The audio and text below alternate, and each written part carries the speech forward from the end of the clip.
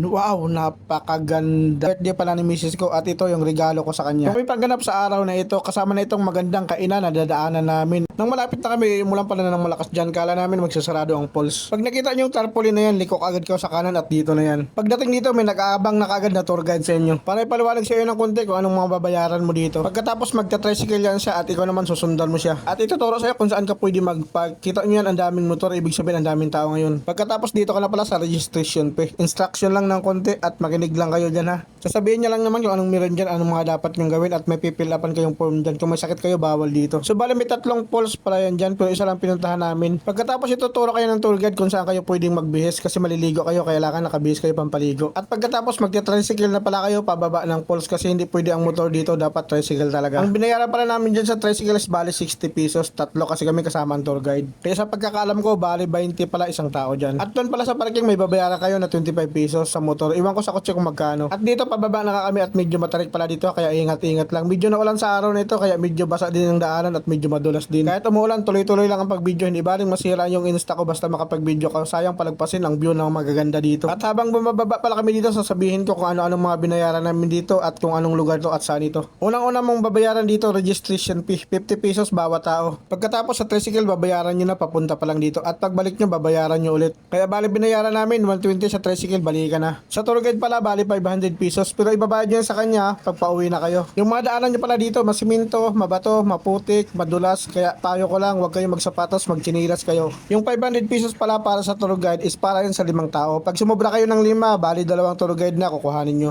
Kaya tips ko lang pag pumunta kayo dito, maganda 5 kayo para hindi masayang ang 500 nyo. Ngayon kung 2 lang kayo, mas maganda nyong gawin. Mag-abang kayo sa labasan na maging 4 o 5 kayo. O diba, ang galing.